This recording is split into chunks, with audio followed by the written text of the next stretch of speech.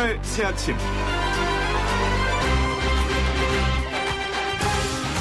이제 공은 다시 야당에게로 넘어갔습니다. 소득 상위 30% 국민들이 지원금을 자발적으로 받지 않고 이를 기부금으로 처리하게 해서 세금 등으로 환급하는 보충적 방법을 전제로 정부와 야당이 5월 안으로 전 국민에게 긴급 재난지원금을 지급하는 쪽으로 가닥을 모았기 때문입니다. 그러자 정부와 여당이 합의를 먼저 해오면 곧 합의해줄 것처럼 말하던 야당은 또다시 다른 태도를 취하네요. 국채 보상 운동을 펼칠 거냐 이런 말까지 하면서요. 선거는 끝났지만 아무것도 달라지지 않았습니다. 표를 통해 보여준 국민들의 성난 민심이 무엇인지 위정자들은 잘 모르는 것 같습니다. 복지를 해주자는 게 아닙니다. 사흘 굶은 아이가 굶어 죽지 않도록 지금 빨리 신속하게 먹을 것을 줘야 애가 살 수 있다는 겁니다. 당장 긴급 수요를 하지 않으면 상당히 위태롭다는 말이죠. 그런데 자꾸 이 핑계 저 핑계를 대는 것 같아서 속상하네요. 참으로 답답한 노릇입니다. 높은 어르신들 재난지원금 핑퐁게임 때문에 힘들어하는 서민들 생각해서 제발 우리들의 마음을 헤아려 주시기 바랍니다. 따뜻하고 상식적인 보통 사람들이 즐겨 듣는 YTN 라디오 노영의 출발 새 아침 지금부터 시작합니다.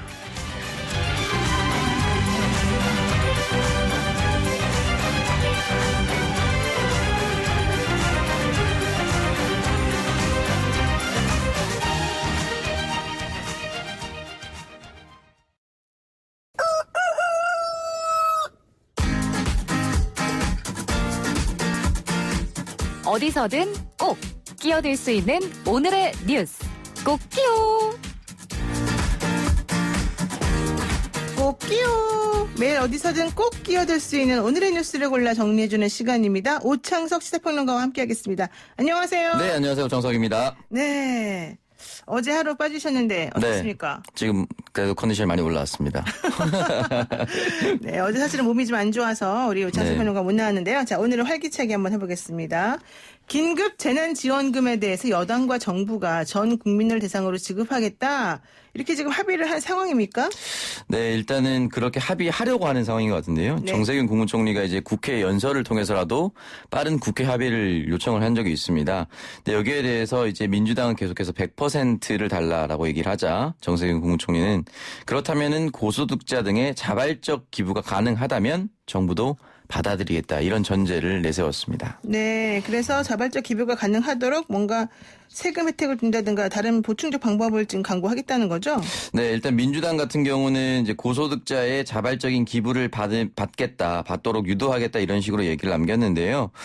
조정식 정책위 의장 같은 경우는 구체적으로 실현할 방법을 마련하겠다. 법적 방안을 마련하겠다라고 얘기했는데 일단 기부금에 포함시켜서 기부금 세액공제를 부여하는 방안. 그렇다면은 법정 기준 4인 가족 100만 원을 받으면 15% 세액 기준 15만 원의 이 세금 감면 혜택을 주겠다 이런 얘기도 남겼었는데요. 네. 이런 부분에 있어서 사실 많은 경제학자들 같은 경우는 성과급이라든지 소득으로 잡히게 해서 자연스럽게 연말정산할 때 정부에게 돌려주는 그런 방식을 택하자 이런 이야기를 남겼습니다. 아무래도 민주당에서는 정확한 방식을 택하지는 않았기 때문에 고소득자의 자발적 기부로 가든지 세액 공제로 하든지 또는 성과급여에서 배제시키는 방법을 택하든지 이 세 가지 방안 중에 하나로 선택할 것 같습니다. 네, 근데 미래통합당에서는 별로 반응이 썩 안 좋은 것 같아요. 네, 일단 공개적으로 발언을 낸 사람은 역시나 똑같은 정책위 의장입니다. 김재원 정책위 의장이 이 자발적인 기부라는 캠페인을 하겠다는 것인데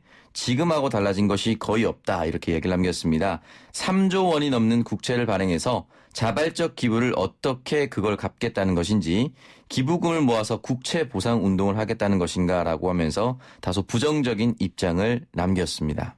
그러면 어떻게 하겠다는 겁니까? 이제 뭐 자발적 기부는 우리 못 믿겠다는 것이고, 예. 그러면은 재난지원금을 지급을 어떻게 안 하겠다는 거야? 아니면 하겠다는 거예요? 정확히 뭐예요? 이게 사실은 이제 김재원 정책위원장 같은 경우는 반대 입장을 표명한 거랑 네. 다름없는데요. 당내 의견인데 역시 엇갈립니다.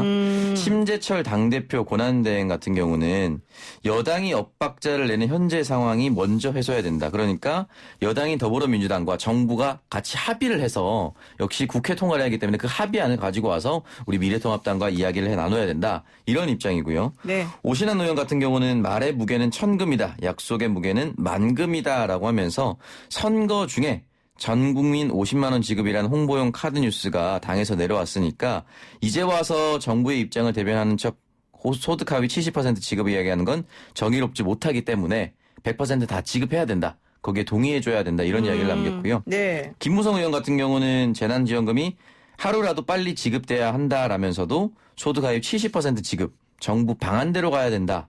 이렇게 이야기를 했습니다. 김한표 원내수석 대표 같은 경우는 당정이 합의만 해오면 거기에 그대로 따르겠다.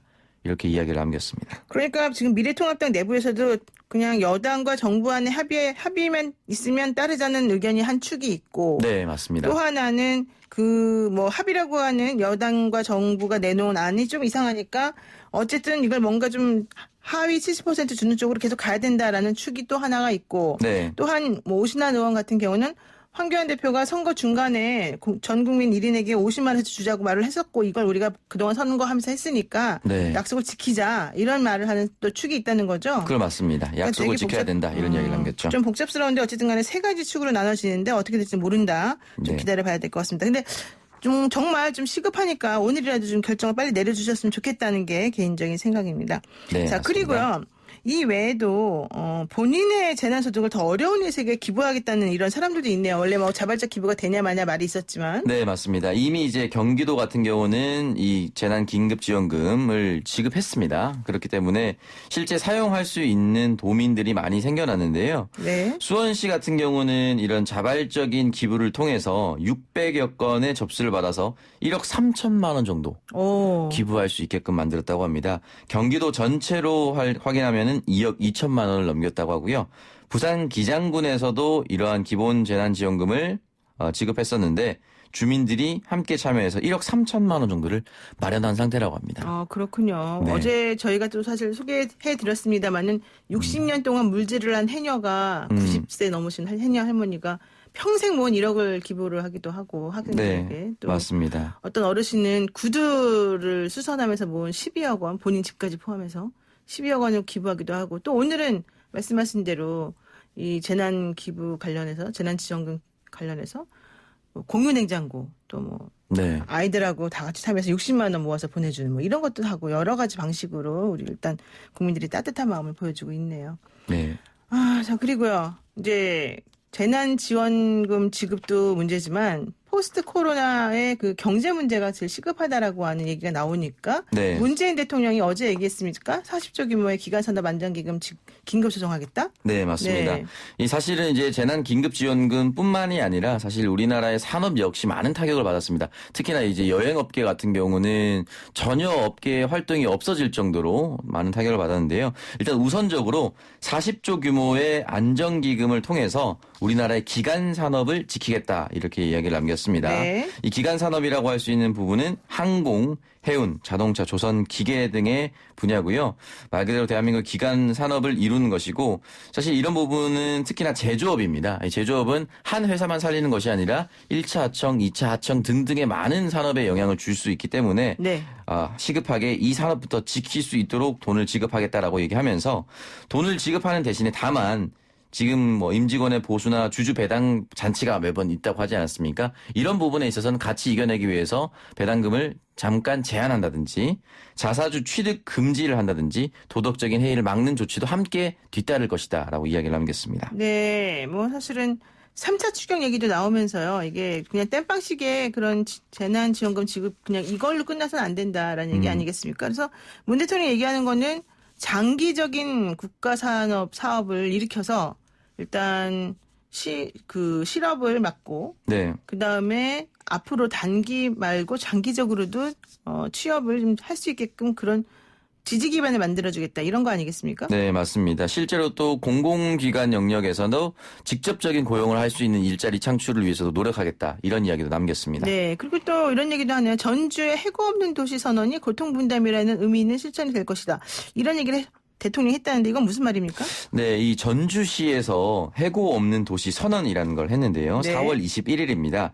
노동시장에서 밀려나지 않는 사회 분위기 조성하겠다. 고용보험 지원을 비롯한 사회 고용 안전망 확충을 하겠다라고 이야기를 남겼습니다. 사실 이제 이렇게 어려워지는 시기에 가장 먼저 내몰리는 것이 이제 사각지대에 있는 인력들입니다. 그렇죠. 인건비를 줄이기 위해서 각 기업마다 이제 인원 감축을 하려고 하는데요. 전주시가 적어도 전주시 내에 있는 기업에서는 이런 일이 일어나지 않도록 고통 분담을 하겠다. 이런 선언을 한 것입니다. 네. 대통령은 이 얘기를 듣고 이 전주시의 모델을 받아들여서 전 국민이 동참해줬으면 좋겠다는 당부의 메시지를 남겼습니다. 전주시장님이 누군지요? 지난번에 착한 임대료 운동도 여기서부터 먼저 시작한 걸로 나오는데. 예, 맞습니다. 이 전주시에서도 착한 임대료 운동도 시작을 했었는데요. 네. 해고 없는 상생 선언 하면서 함께 이어나가게 됐습니다. 네, 어쨌든 이제 우리도 계속 이런 식으로 좀 잘 됐으면 좋겠는데 김승수 시장인 것 같은데. 네, 맞습니다. 전 공무원 출신이군요. 그러니까 좀 공백이나 행정 같은 처리를 어떻게 될지를 좀 잘 아시는 분인가 봐요. 네, 재선의 전주시장입니다. 네. 자, 그리고요, 통합당이 당 지도부 공백을 깨고 김종인 비대위 체제로 지금 결론이 났죠? 네, 사실은 이제 지난주만 하더라도 김종인 비대위 얘기가 나왔을 때 김종인 전 비대위원장이 난 절대 안 간다. 이런 얘기를 남기지 않았습니까? 네. 근데 사실 이제 얘기가 계속 무르익다 보니까 결국은 김종인 비대위원장 말고는 사람이 없다. 이 결론까지 도달한 것처럼 보입니다. 네. 그래서 결국은 심재철 당 권한대표가 현재 의원과 그리고 21대 국회에 들어갈 당선인 포함해서 142명을 대상으로 전화 조사를 했다고 합니다. 네. 연락이 닿지 않은 2명을 제한 140명이 응답을 했는데 100명 중에 한 60명 정도가 김종인 비대위에 지지를 보냈다고 합니다. 그렇다면은 네. 어쨌든 상당한 사람들이 기존 의총의 내용과 다르게 김종인 비대위 체제를 찬성했다 이런 얘기인데요. 네, 맞습니다. 근데 뭐 비대위가 그동안 별로 성공한 적이 없는데 뭐 하려고 꼭 굳이 그러느냐 이런 얘기도 나오지 않아요? 네, 맞습니다. 일단은 김영우 의원 사실 불출마 선언을 했었죠. 페이스북에 남에게 계속 맡기기만 하는 당의 미래가 있을까? 전화조사는 비민주적인 발상이고 창피한 노릇이다라고 지적을 하면서 전당대회가 곧 있을 예정이면은 사실 비대위원장이 할 것이 없는데 무엇을 맡기겠느냐 이런 이야기를 남겼고 여기에 대해서 김종인 전 비대위원장 같은 경우는 잠깐만 맡는 임시적인 비대위원장이면 난 맡지 않는다. 적어도 연말 길면은 대선 전까지의 전권을 줘야만 나는 응하겠다. 이런 이야기를 남겼습니다. 그러니까 내년 8월 이후부터는 사실 본격적으로 대선 레이스에 들어간다고 보기 때문에 각 당이 네, 맞습니다. 그 전까지 모든 힘을 자기에게 실어주면 미래통합당에게 좀 희망이 보이고 본인은 마음대로 이것들을 할 수 있으니까 그걸 전제로 해서 할 수 있겠다. 이렇게 김종인 지금 그 전 선대위원장이 말했다는 거죠. 네, 맞습니다. 그렇군요. 예, 오늘 말씀 여기까지 듣겠습니다. 고맙습니다. 네, 감사합니다. 네, 오늘 꼭 끼운 뉴스 브리핑 여기까지 들었습니다. 지금까지 오창석 시사평론가였습니다. 아침을 시작하는 슬기로운 방법. 오늘 내게 이로운 뉴스. 노영희의 출발 새 아침 슬기로운 인터뷰. 네, 총선 이후 미래통합당 지도부는 누가 될 것이냐 관심이 많이 쏠려 있습니다. 그런데 어제 나온 소식에 의하면 통합당의 선택은 김종인 비대위원장 체제인 것 같죠.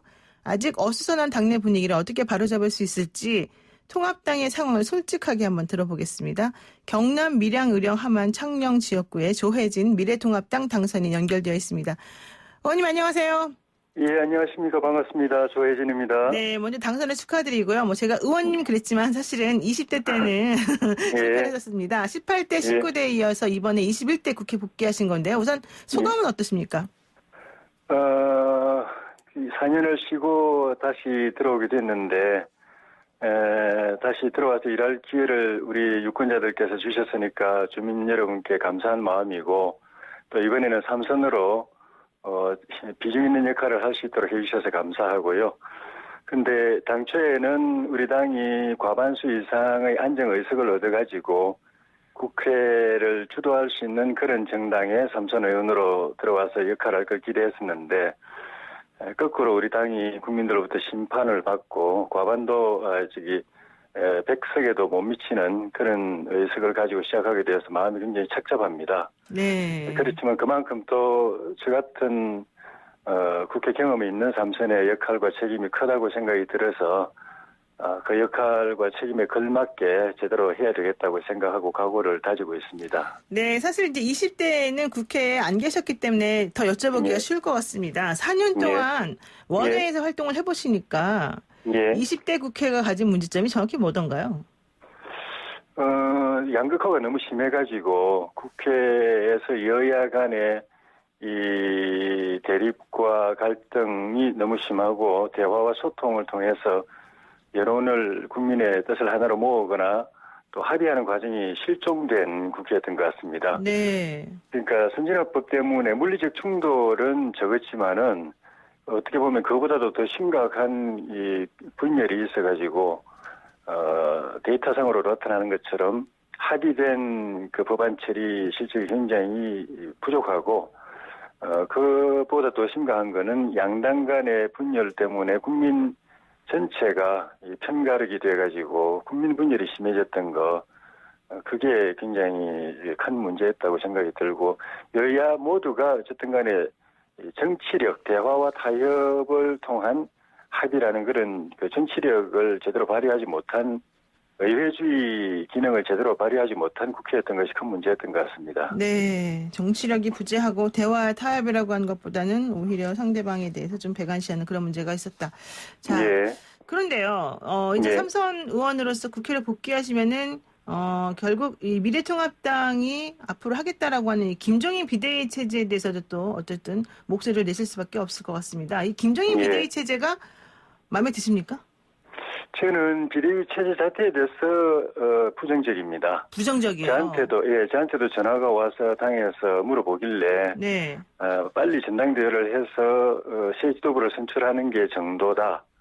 그리고 전당대회나 원내대표 경선 과정에서 우리 당의 자기 쇄신 또 새로운 개혁의 비전 이런 걸 놓고 서로 경쟁하면서 국민들에게 변화되는 모습과 새로운 미래의 청사진을 보여주는 것이 정도다. 네. 그래서 가급적 비대위를 하더라도 전당대회 준비 기능에 충실하고 당 수석을 하고 전당대회 준비 기능을 충실하면서 기간을 최소화하는 게 낫다.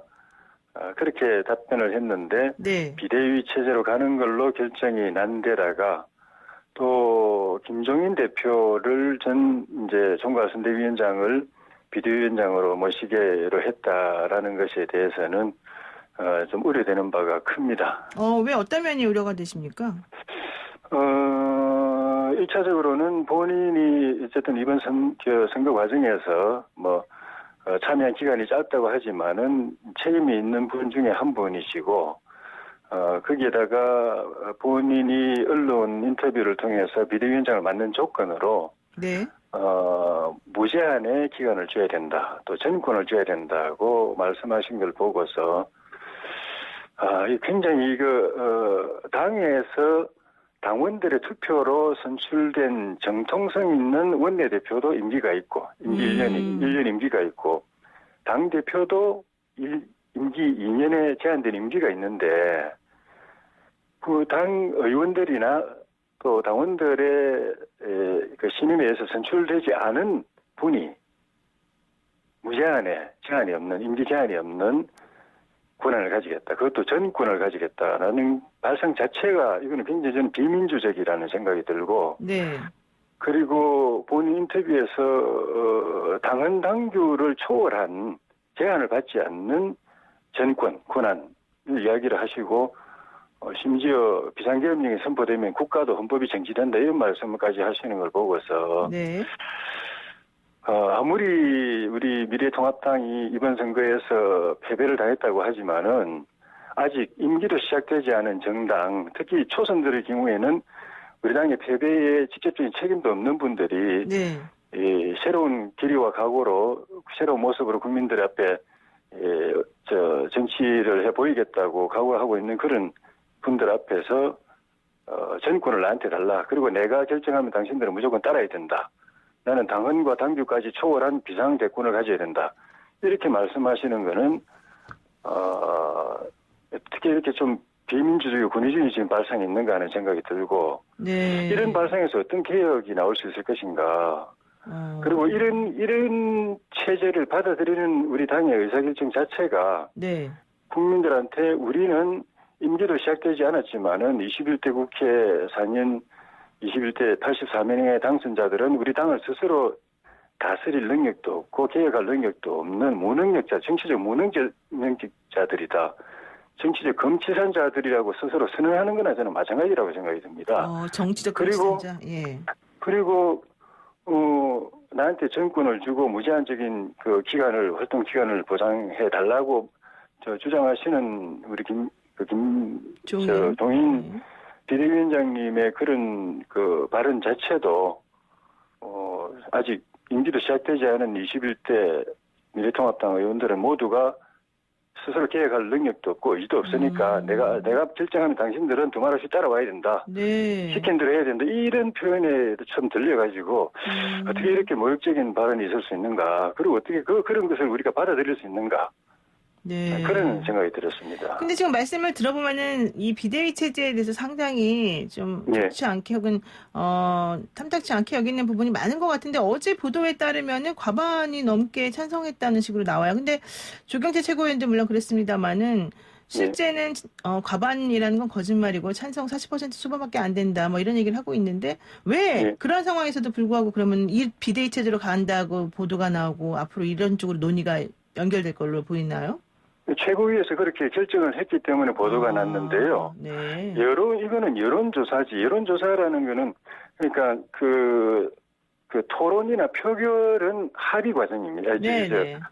합의 과정입니다. 네. 그러니까 어떤 사안을 놓고 집단이 참여해서 토론하고 표결해서 어떤 결정이 내려지면 그건 따라야 됩니다. 의견이 틀리더라도 네. 합의 과정이기 때문에 합의했기 때문에. 그런데 여론조사는 그런 합의 과정이 아닙니다. 토론도 있지 않았고 표결도 없었습니다.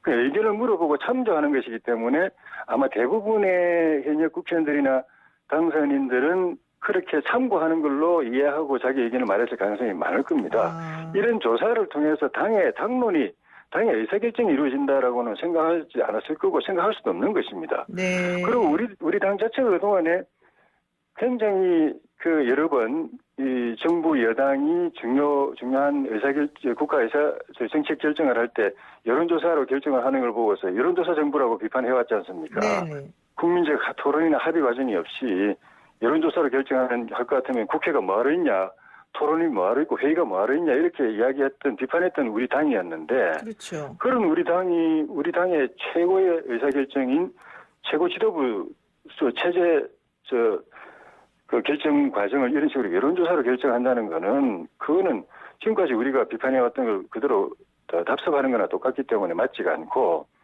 그리고 20대 국회 아까 말씀 있었지만은 20대 우리 그 당의 문제점의 그 핵심적인 부분이 뭐냐 하면은 임기 4년 동안에 비대위를 무려 3번이나 했습니다.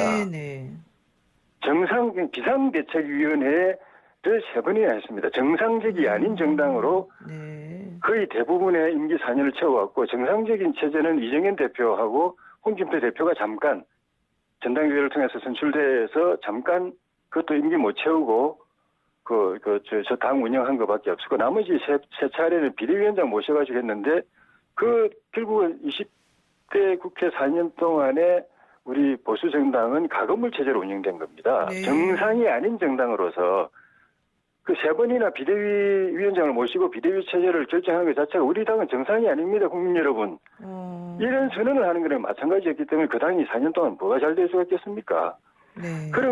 그리고 그 비대위가 성공하지도 못했습니다. 제대로 당 계획하지도 못했고, 변화시키지도 못했고, 국민의 믿음을 회복하지도 못했고, 그런 상태에서 이번 선거를 치렀기 때문에 좋은 선거 여건에도 불구하고 우리가 이기지 못했던 거 아닙니까? 네. 그걸 경험했으면서도 시작 단계에서부터 선거 끝나자마자 시작부터 비대위 비정상적인 당 체제로 운영하는 것 자체, 이런 발상 자체가 저는 정말 맞지 않다고 생각이 들고, 당선인들, 초선들, 저희는 이번에 초선이 절반가량 되는데, 네네. 초선부터 포함해가지고 모두가 우리가 책임지고 비상대책위원회를 꾸리더라도 우리가 책임지고 꾸리고, 우리가 스스로 개혁하고 쇄신하고 자정하고, 그래가지고 잘못되면 우리가 책임지고, 외부에서 비대위 위원장이나 비대위 모셔놓으면 책임도 지지 않습니다. 그분들은 끝나고 나면 돌아가 버리기 때문에 책임 안 지고, 네. 당에 있는 주체들은 우리가 한 일이 없기 때문에 우리가 비대위가 아니었기 때문에 또 책임 안 지고, 그럼 무책임한 정당으로 또 가는 겁니다. 네. 그래서 제가 비대위를 반대한 겁니다. 그렇군요. 그러니까 서로 이제 예. 핑퐁처럼 책임을 떠넘기기 위해서 이런 일이 벌어지고, 벌써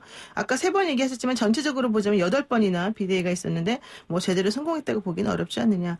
그런데 당선인께서 좀 전에 말씀하셨지만은 어쨌든 최고위원회에서 김종인 비대위 체제로 간다라고 지금 하고 있고요. 김종인 비대위원장도 뭐 일정 조건이 맞으면 수락하겠다는 체제식으로 말하고 있어요. 자, 그러면 일단 김종인 비대위 체제가 된다고 가정을 하고 어떤 변화나 혹은 어떤 우려점이 있을까요?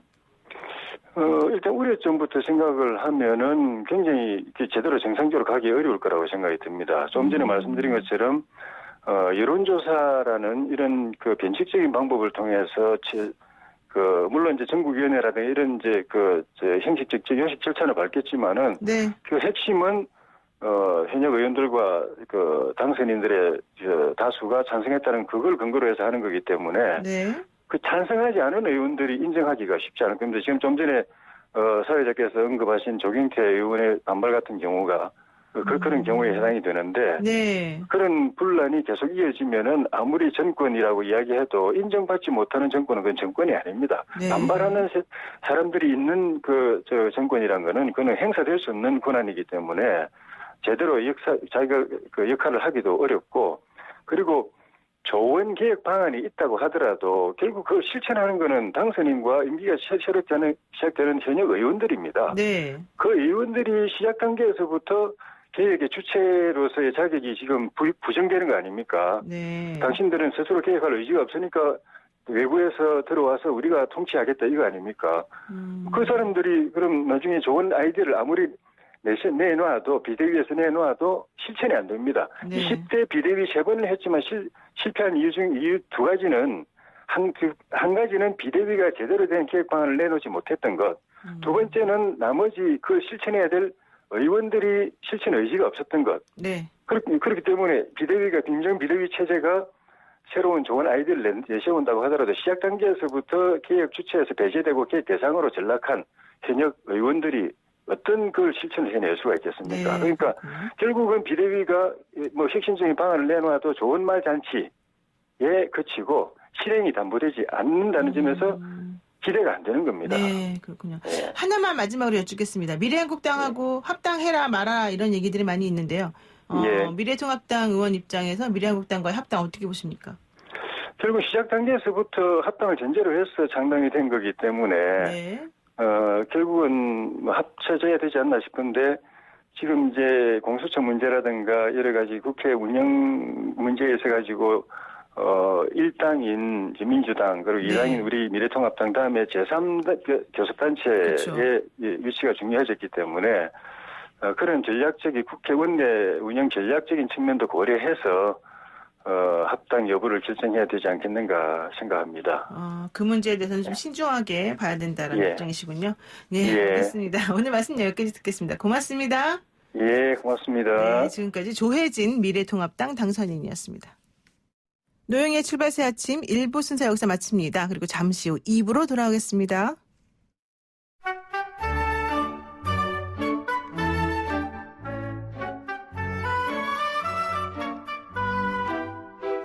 이번 주 우리 사회는 어떤 이슈에 반응을 하고 어떤 이슈에 열광을 했을까요? 우리 사회 여론을 알기 쉽게 분석해주는 분입니다. 출발 새 아침의 여론 택배 요정 뚱커벨 인사이트 K 배종찬 연구소장 모셨습니다. 소장님 안녕하세요. 안녕하십니까, 뚱커벨입니다. 네. 근데 그 여론 전문가 입장에서 일단 네. 지난 총선 관전평부터 한번 듣고 본격적인 얘기를 해봐야 될 것 같은데요. 어떻습니까? 선거 여론조사 적중률, 본인이 생각한 적중률, 본인이 잘했다 못했다부터 한번 대답해볼까요?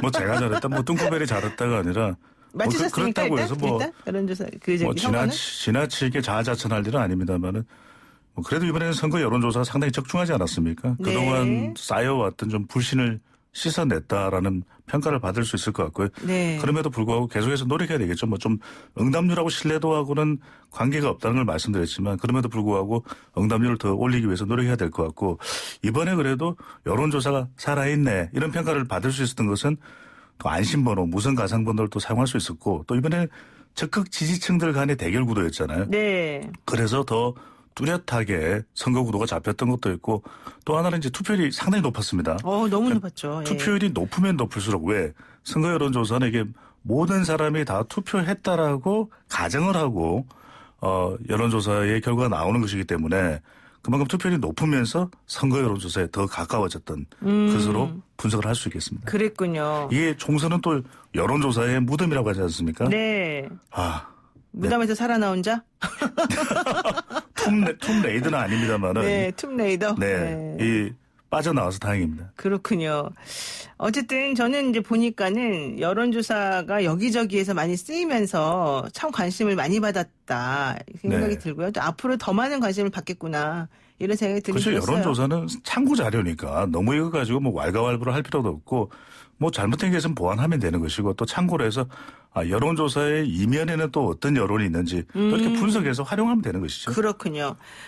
긍정의 아이콘으로 우리 네. 뚱커벨이 또 뚱커벨. 등극하는 네. 시간입니다. 자, 이낙연 더불어민주당 상임 공동선거 대책위원장이 선거 끝나고 난 다음에 이런 얘기를 했죠. 대통령의 지지도가 내려갔더라면 이런 선거 결과가 나올 수 없었다. 총선의 최대 공적은 문 대통령이다 이런 얘기를 했는데 네. 어떻게 보세요? 맞습니까? 만찬에서 나왔던 이야기죠. 저는 기성전 대통령이었다고 봐요. 기승전 대통령이니까. 네, 이제. 왜냐하면 대통령 지지율이 이 정도 높지 않았다면 실질적으로 여당 후보들의 압승 이건 사실 없었다고 봐도 과언이 아닐 거고 왜냐하면 임기 후반기에는 정권 평가적 성격이 상당히 강하거든요. 그렇죠. 그런데 코로나19가 사실 모든 이슈를 빨아들였고 이 대응을 잘하고 있는 대통령이 평가받으면서 근데 대통령 지지율이 거의 선거일 직전엔 60% 가까웠습니다. 그러니까요. 그랬다면서요. 자, 산수를 잘하는 우리 노 변호사께서 300명 의석에 60%를 적용하면 몇 명이 나옵니까? 180이잖아요. 놀랍죠. 그러네요. 대통령 지지율은 이미 의석을 알고 있었죠. 그랬군요. 유시민 작가, 유시민 이사장도 알고 있었지만 그 이전에 데이터가 알고 있었죠. 네. 근데 왜 말씀 안 하셨습니까? 우리? 네. 누구는 밖에서 얘기를 막 그런 걸 또 하시는데. 청기누설이라 그러거든요. 못하죠. 네. 네. 근데 어쨌든 간에 대통령 지지도가 좀 전에 말씀하신 것처럼 깜깜이 기간에 60%에 육박하면서 또 이 선거 끝난 다음에도 아직 다 거의 유지를 하고 있는 상황인 그렇습니다. 거잖아요. 이 YTN의 월요일 날 발표된 조사입니다.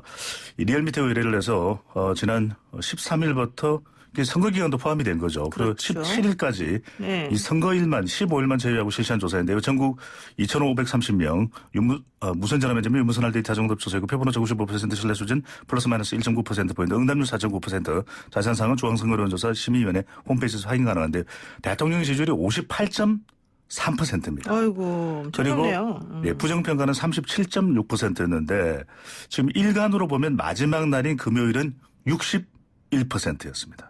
고공행진입니다. 진짜 대단한데 네. 지금 이게 임기 후반에 맞는 대통령의 지지율이라고 할 수 있는지 잘 모르겠습니다만 어쨌든 역대 이런 지지율 없었습니다. 역대 최고치죠. 네네. 이게 지금 1년 6개월 만에 문 대통령 지지도가 최고치를 기록한 것이기도 하고 긍부정 격차가 20%를 넘기도 하잖아요. 또 하나 제가 여기서 설명드릴 것은 지금 네. 뭐 사전투표 뭐 조작설 나오고 있지 않습니까? 네, 명쾌하게 그건- 설명드릴게요. 네네. 그래서 뭐 63%대 뭐 36% 이야기 나오지 않습니까? 지금 대통령의 지지율이 61%입니다. 그리고 부정평가가 35.4%거든요. 수도권은 절대적인 영향을 받아서 이대로 나오는 겁니다. 좀 명쾌하잖아요. 그러니까 사전 투표 조작설이라고 하는 거는 맞지 않는 거다. 지금 그러니까 수치가 왜 보여준다. 비슷하게 나왔느냐. 네. 지배하는 변수가 대통령 지지율이에요. 그러니까 후보자의 경쟁력도 있지만 대체적으로 대통령에 대한 평가 투표였기 때문에 대통령 지지율에 버금가는 득표가 나오는 겁니다. 그렇군요. 그렇게 보면 되고 지난 지방선거 때도 광역단체장들이 얻었던 득표가 대통령 지지율하고 비슷했어요.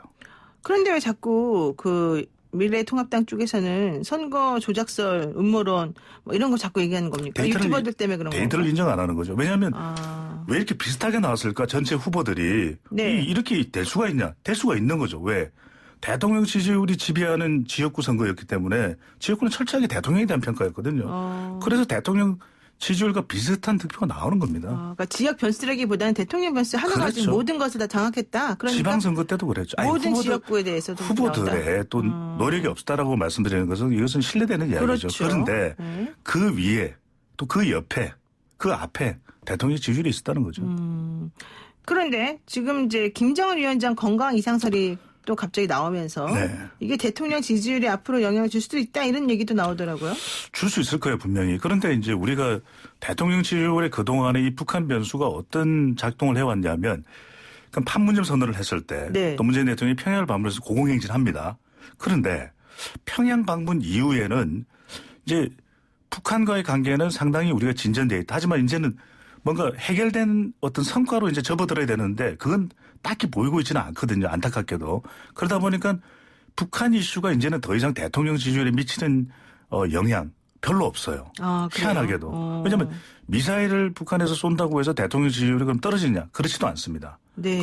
그리고 또 북한 이슈가 긍정적이다 하더라도 대통령 지지율이 급상승하느냐? 꼭 그렇지만도 않아요. 그러니까 지금은 굉장히 북한 변수가 좀 안정화되어 있다고 이야기해야 될까요? 또 한편으로는 대통령 지지율에 극단적인 영향을 미치지는 않는 변수로 등장했기 때문에 네. 분명히 영향을 주되 이것의 대통령 지지율이 전면적으로 또 이렇게 좌우되는 현상은 나타나지는 않는 것으로 보입니다. 그리고요. 상대적으로 더불어민주당 네. 대통령 지지율이 높으니까 뭐 그런 걸지도 모르겠습니다만은 1년 9개월 만에 민주당의 그 지지도도 46.8%. 그렇습니다. 더불어민주당 여당이 46.8%. 엄청 높은 거 아닙니까? 일종의 이제 뚱커벨 공식으로 계속 말씀드렸는데 네. 대통령 지지율이 올라가면 더불어민주당 여당 지지율이 올라가요. 네. 그래서 46.8%는 거의 50%에 육박하는 것이거든요.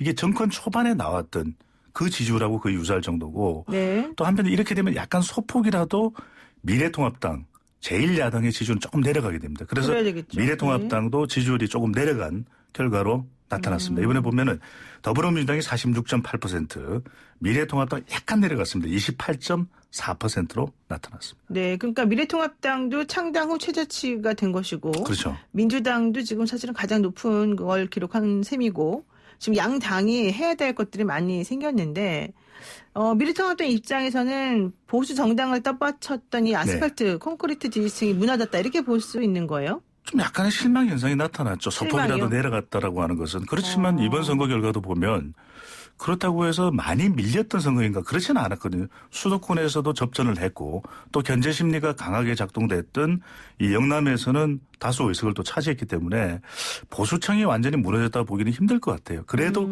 이번 총선의 대결 구도가 네. 진영 간 대결 구도였기 때문에 보수층도 똘똘똘 뭉쳤었거든요. 그래서 완전히 무너졌다고 보기는 힘들다. 하지만 추가적으로 이른바 우리가 샤이 보수라기보다는 저는 이제 뚱커벨은 쉐임 보수라고 이야기를 합니다. 네네. 비호감도가 높았기 때문에 투표소에 나오지 않았던 그 보수 성향의 유권자 그들이 나오게끔 만드는 것이 앞으로 수도권도 그렇고 이제는 과제가 되겠죠. 그렇군요. 그래서 수도권에 나왔더라면 더 박빙의 승부가 펼쳐질 지역구도 상당히 많았거든요. 하지만 압도적인 대통령 지지율 때문인지 샤이 보수, 이른바 쉐임 보수는 등장하지 않았던 것이죠.